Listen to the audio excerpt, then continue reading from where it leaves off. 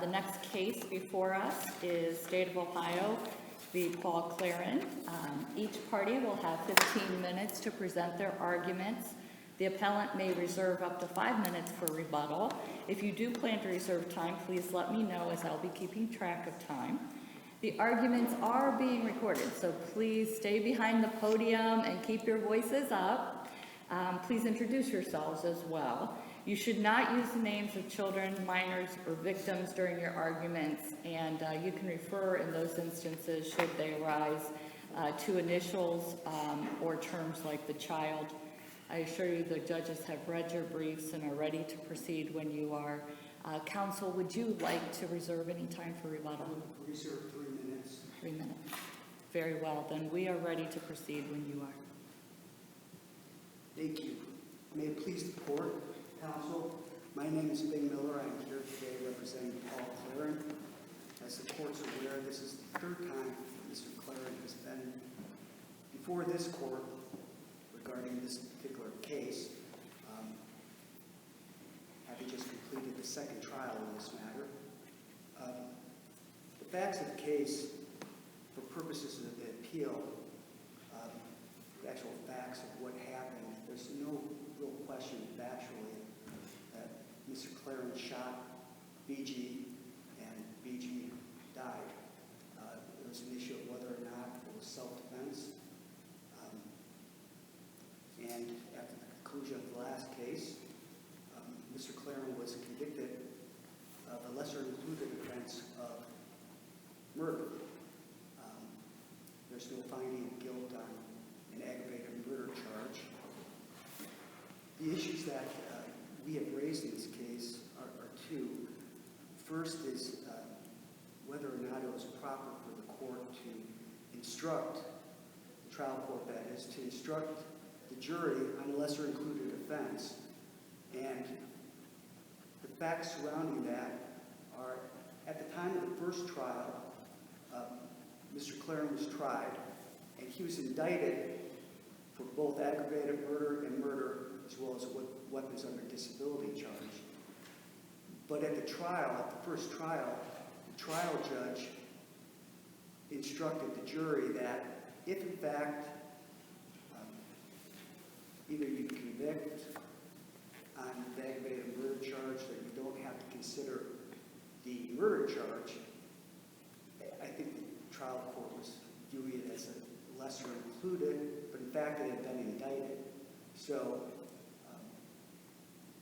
the first appeal went up and it was sent back to the trial court because there was still an outstanding charge that hadn't been disposed of. At that time, myself and an assistant prosecutor met with the trial judge, and the assistant prosecutor moved to dismiss the murder charge. And that was done in part to perfect the appeal. But there were other things that the court could have done at that time. I mean, they could have gone forward, I assume. That might have raised issues as well and tried the case. I did not object. Mr. Claren didn't object to that, but really wasn't in a position to object to it. But it was the prosecutor's charge, and they could dismiss the charge if they want to. Mr. Claren certainly didn't waive any constitutional rights that he would have had.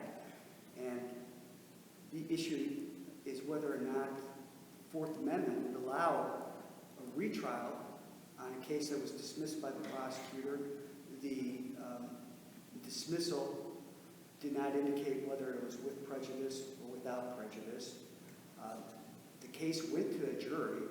The jury was seated to hear that charge. Evidence was presented over a number of days, and because of the instructions that the judge gave, the jury did not at least announce their verdict in this case. I'm sure the court's wondering, and it was pointed out by counsel for the state, it's like, why are you mentioning a case of Salisbury versus Lee, which is a Sixth Circuit case that is there's basically 3 decisions from a 3-judge panel. It's a plurality decision. the reason why that particular case is cited is because I have not been able to uncover any other case that has a similar fact pattern. And what the court needs to realize when viewing this particular case, it was a habeas case, so they have a different standard of review. They weren't looking at this de novo.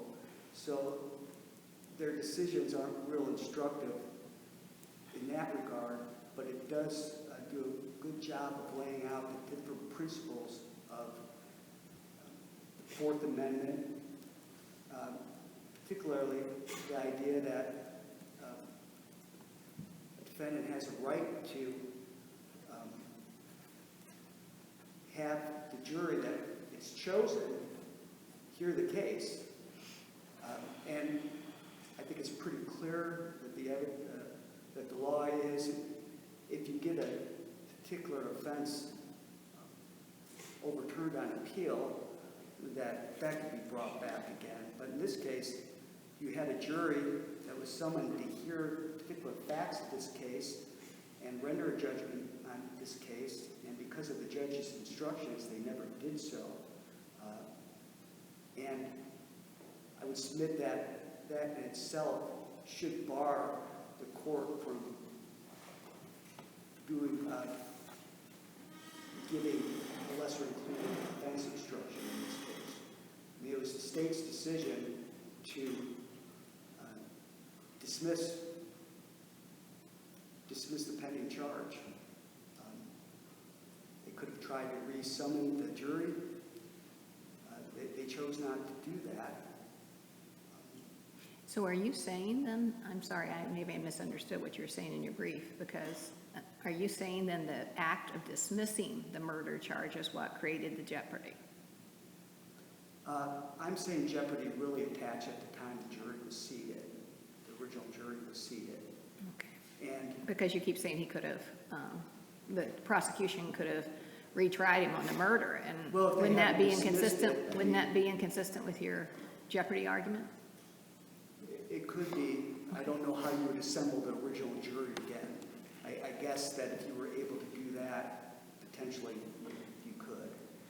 But I agree that otherwise it would be arguing against myself, so to speak. But it's our position that the state of Ohio should not have been allowed to get an instruction on lesser included offense that they had dismissed already. And again, it didn't indicate whether it was with prejudice or was not with prejudice. So we are asking that the court reverse on those grounds and ask that the case be remanded back to the trial court for further proceedings. And our second argument is that the instructions regarding self-defense were error in the sense that I think a strict reading of the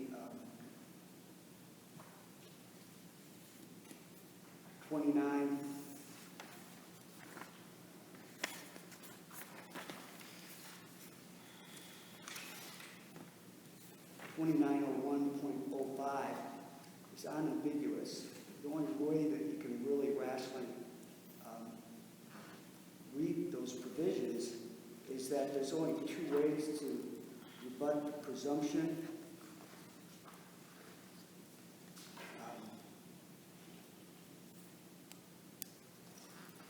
That's contained in that statutory scheme, and that is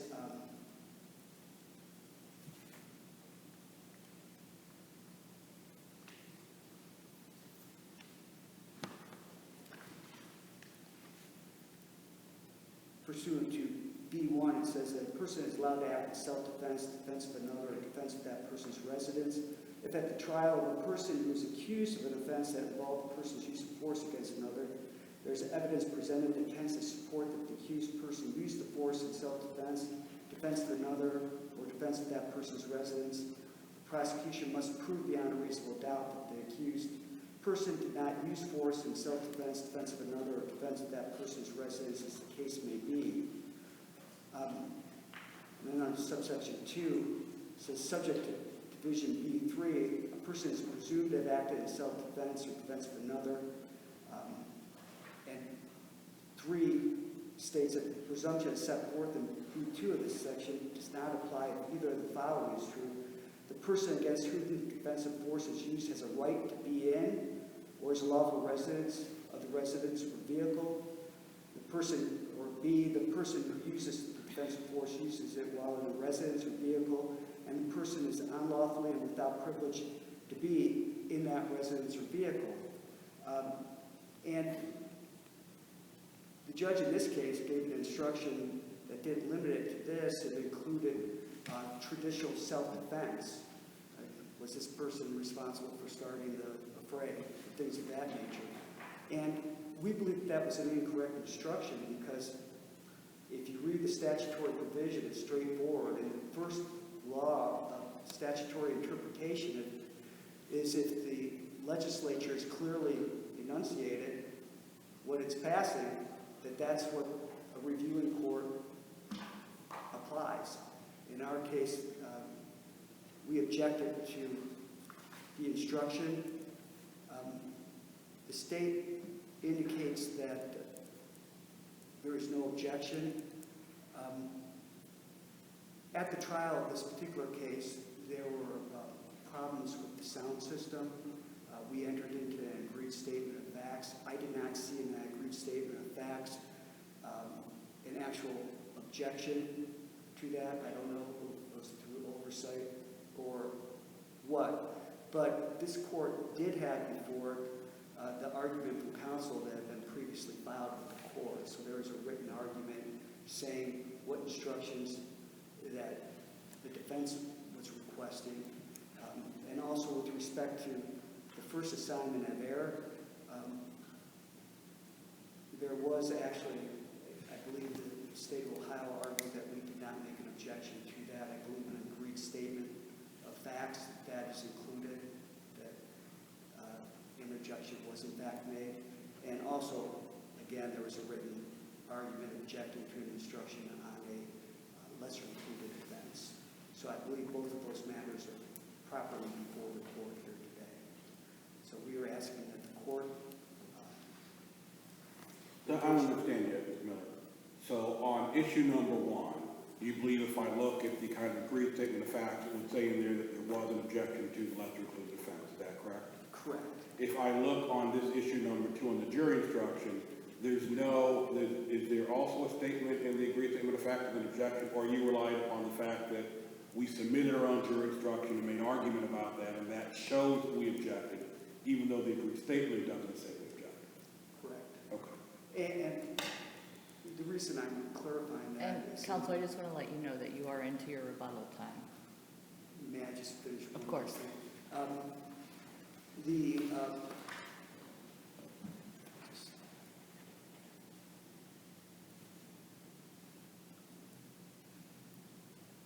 just lost my place. Sorry, I apologize. We'll pause for a moment.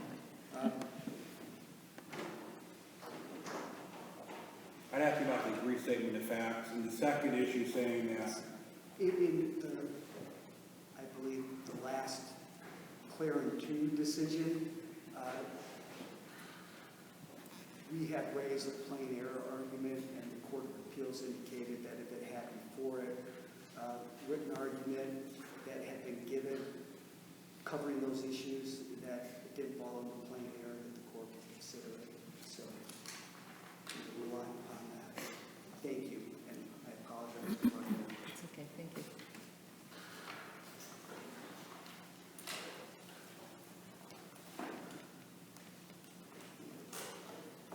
May it please the court, my name is Philip Bogdanoff. I represent the state of Ohio as a special prosecutor for the Wayne County Prosecutor's Office.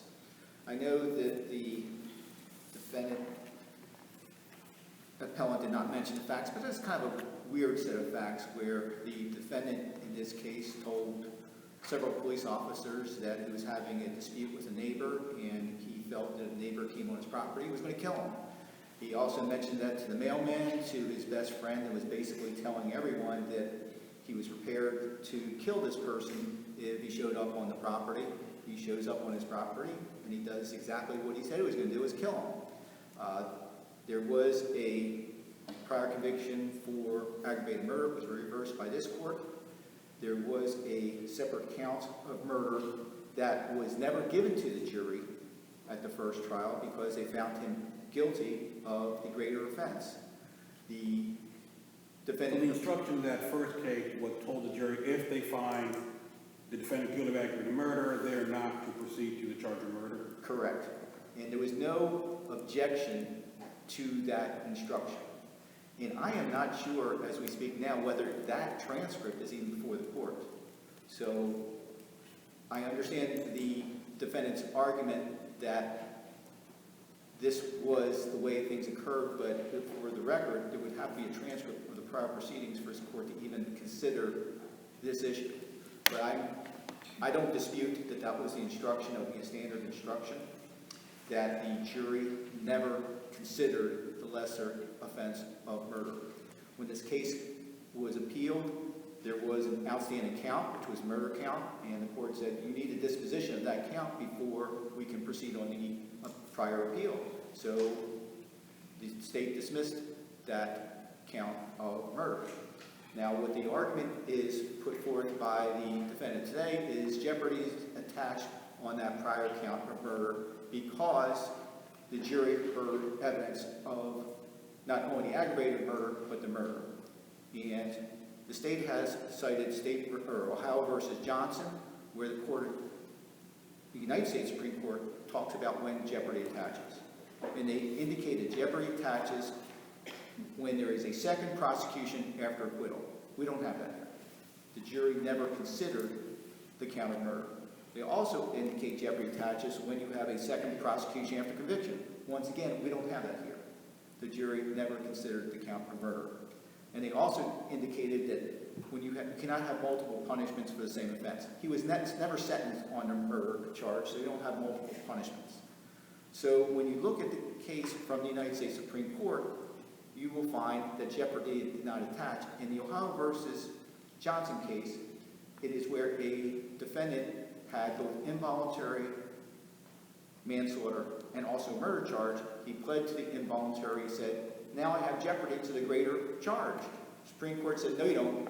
That's not the way it works. You don't get jeopardy just because you have pled to a lesser offense. And that's when they set forth this rule. Was he sentenced in that case on involuntary manslaughter? What's that? Do you recall if he was sentenced to the involuntary manslaughter in the Johnson case? Yes, he was, Your Honor. He pled, he was sentenced, and he then raised jeopardy on the murder count, saying, you can't try me because I've already pled to the lesser offense. So here, what the United States Supreme Court said, when you plead to the lesser offense, you don't get jeopardy for the greater offense. Here, what the argument is a little bit different, but he's saying because we had a disposition of the greater offense, all other lesser included, you have jeopardy on. And so that would, Ohio versus Johnson would apply. But the main factor in this case is you do not have a disposition of the murder charge. You Okay, don't let me stop you. Sure, Okay. absolutely. Because I was a little confused in reading both of your briefs on this. So these murder charges, or this murder charge was he was actually indicted on it in the first trial. Correct. Okay. And the judge instructed him that he didn't have to consider, the jury didn't have to consider the murder if they found him guilty of aggravated murder. Correct. Okay, where does the instructions on the lesser included offenses come in? Because you both talked about being the murder being charged as a lesser included offense as well, or being instructed. I'm not sure I understand, but you just... Yeah, no, that's fine. Okay. My understanding, and I was on this case, I think on both of them. I won't hold, Now, all that, three. I won't hold that against you, Judge. Okay, all three. But at any rate, it was aggravated murder, and then he was charged in the indictment with aggravated murder and murder. Right. Okay. And the jury was instructed you don't have to consider the murder charge or count if you find him guilty of aggravated murder. Correct. Okay. But in both your briefs, as I recollect, and I'm getting older, so my memory may be failing me, but as I recollect, there was also some argument about the fact that the judge should not have charged on a lesser included offense of murder. And I'm trying to figure out where that came from. No, that is not correct. Okay. When we're talking about the first trial now, the one that you reversed, there was never an argument regarding that they should not be included, lesser included murder. Because that may be a difference. Yeah, absolutely, well, absolutely, correct. They gave the standard OJI instruction. If you find them guilty of the greater offense, you don't have to render a verdict on the lesser included of murder. But they would have instructed them on aggravated murder, all the lesser included. But I guess what my point is, if he was charged with aggravated murder, and the defense or the prosecution, either one, asked for a lesser included on murder, if they had found him guilty of aggravated murder, would they have not still considered the murder? No, they would not have. Okay. What's unusual about this case, you usually do not have a separate charge or separate count of murder. And that's why they had to dismiss it. Usually it would just be a lesser included. So what's interesting is, again, he didn't object to instructions. He could have insisted, I want them to decide both the aggravated murder and murder, which probably means if they brought back a verdict on the aggravated murder, they would have brought back a guilty verdict on the murder. And we wouldn't be here today because we would still have the murder conviction despite the reversal on the ag murder. But that proves my point. You don't have a disposition of the murder charge. That's why you do not have jeopardy attaching. You have to have a conviction. You have to have an acquittal. Here, unless called a nothing burger, you don't have the jury ever rendering a decision on it. It's the same thing if you have a mistrial. You might have a jury sit through a case, but they don't render a verdict. Therefore, jeopardy doesn't attach. I think everybody would agree with that. And in essence, that's what happened here. The jury never rendered a verdict. And he cites to the Salisbury case, but you have to realize the majority cited to Ohio versus Johnson and followed the applicable law that I just gave you. You had one, I'm not calling him renegade judge, but you had one judge who dissented on that issue. So in essence, to support the defendant's argument, he has to find and cite to a dissenting judge, which actually has no weight whatsoever. The case that is authoritative in this situation is the United States Supreme Court case of Ohio versus Johnson. And if you follow that case, which I hope you'll follow the Supreme Court decision, you will find that jeopardy has not attached in this case because you don't have a conviction, you don't have an acquittal. Therefore, there's no jeopardy. Moving to are there any other questions on that first assignment? I'm going to move to the second assignment of error, which is a self-defense instruction. And I want you to make clear what the defendant wanted in this case. He wanted instructions that said, and I'm going to quote, if the state failed to prove by a preponderance of the evidence that BG had a right to be in the residence, then the presumption of self-defense has not been rebutted, and you must find the defendant not guilty. So, in other words, what they are saying is the only way you can rebut the presumption of self-defense is by saying that BG, the victim, had a right to be in a residence. That's not the law, Your Honor. And I've cited several cases, but one of the courts indicated very specifically that that's not the way the statute is to be read. And the case is State versus Hadley.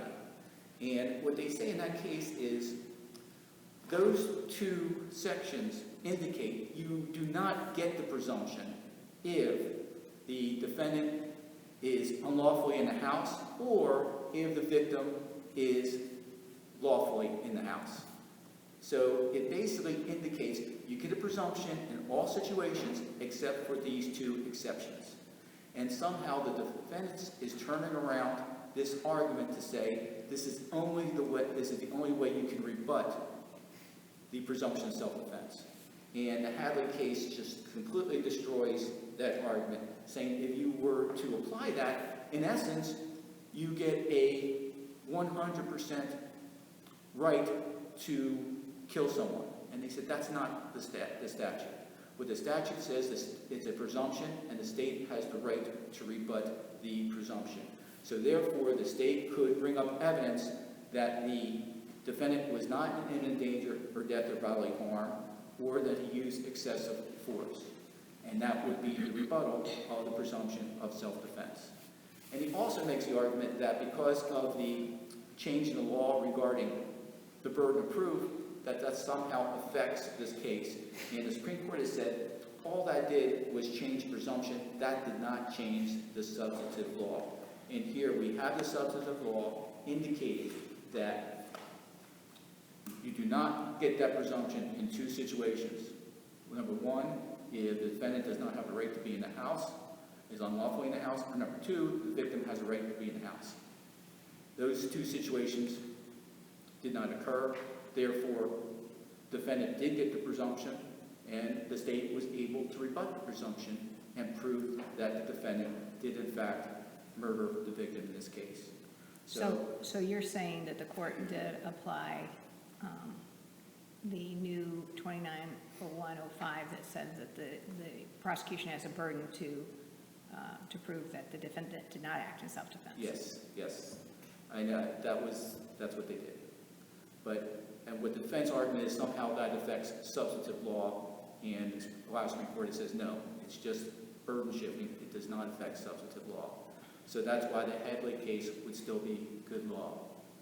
So in summary, Your Honor, I think you will find that jeopardy did not attach to this case. The state could, in fact, try the defendant for murder because we do not have a conviction or acquittal on murder. The jury never considered that count. And with regard to the second assignment of error, that the trial court properly instructed the jury, and there is a waiver issue, Your Honor. The defendants did not object to the jury instruction, although they did suggest that jury instruction be read. And there's case law from this court, if you suggest a jury instruction, we'll find it's not waived. So I'm not arguing very strenuously that it's a waiver issue. I think you can consider it, and if you consider it and follow the Hadley case, you will find that his interpretation of the statute has not been adopted by any court.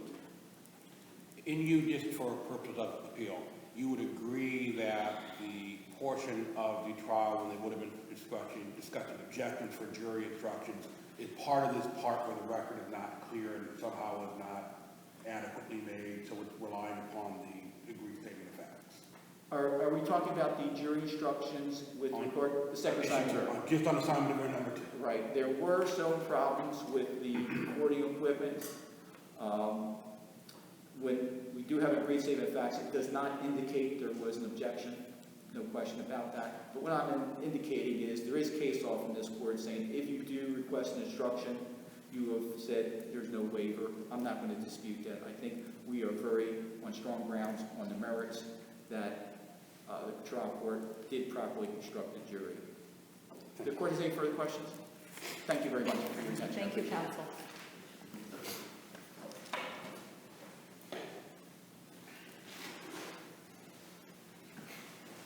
Briefly, And counsel, before you begin, you will have 2 minutes and 40 seconds. thank you. Thank you. Your Honor, it is our position that number one rule of statutory construction is reading the statute. And reading the statute, I believe, just reading it as is, it's easy to understand, it's easy to follow. That is actually the only way that that particular statutory provision makes sense and that you can give meaning to every part of that. To do anything different actually is going away from what the clear language is.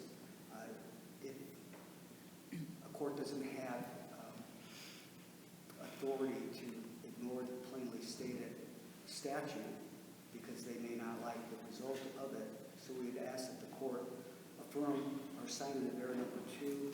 And again, we believe that in this particular case that there's a Fourth Amendment violation in allowing the state to ask for and also get a instruction on the lesser included offense of murder. And it's interesting to note they certainly didn't try and get an indictment for that. They just simply asked for the lesser included. It's important to note that the state has has no other similar fact pattern case that they have uncovered either than the Sixth Circuit case, which Salisbury versus Lee, again, that was in fact a habeas case. It had a different standard of review. This court's looking at de novo standard of review. There's high deference in a habeas case to a state court decision. That's not what we have here today. And we don't really know what the jury considered and did not consider. There's no record of that. We can't be sure that the jury did talk about, in fact, the murder charge. We don't know that. There's no discussions with the jury about that, or at least there's no record of that. So we would ask that the court find that the lesser included offense of murder should not be instructed and to reverse the conviction in this matter. Thank you. Thank you very much, counsel. Thank you both for your presentations. The court will take the matter under advisement and issue a decision in due course. The clerk of courts will mail a copy of the decision to you on the day that it is released, and the decision will also appear on the Ohio Supreme Court website. Thank you both again.